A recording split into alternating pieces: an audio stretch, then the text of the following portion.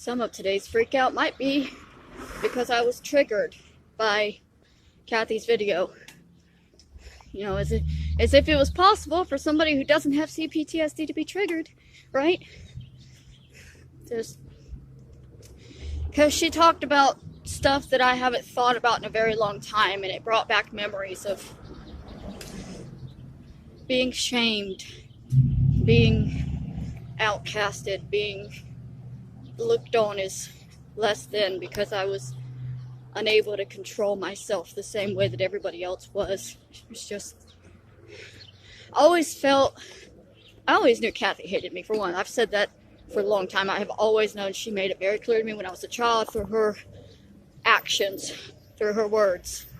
She never cared about me, never wanted me around. She was very upset that her mother took me in, and she hated having me over at her house and spending time with her kids. And it's like she treated me like she was being forced to watch after this nasty, mangy dog that her younger sister birthed.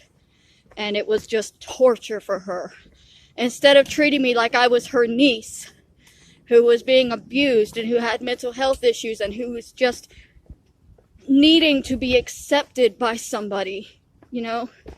Even as a child, they would never allow me to be accepted. And it brought back all these memories of always feeling shameful, always feeling less than, always feeling wrong for things that I genuinely couldn't control. And that always came from Kathy's family. Yeah, they were always better than us, you know. My mom hated Kathy.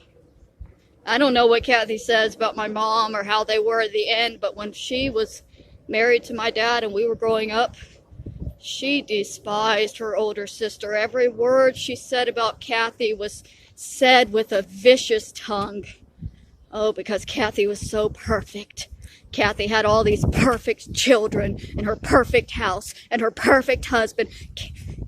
That's my mom. That was her every single time Kathy's name was brought up when we were children, because she knew that Kathy wasn't living the way she was. She wasn't being beaten every night. And in my mom's mind, it was everybody else's fault. And she really didn't realize that she could just leave. She blamed us kids. She said she couldn't leave because she had the kids and she had to take care of us, but that's not true, because he was beating her before we were born. So why did she even marry him? Well, she was used to being beat, and she was dependent on drugs and alcohol that he supplied. That's why. And that's why Kathy never cared to stop it or help her, because it was her sister's choice to be addicted to those drugs and alcohol. And that's why Kathy won't validate anything that happened to me, because it was her sister's choice. So her kids just have to get over it. And today I'm dealing with a lot of the memories that are coming back from yesterday.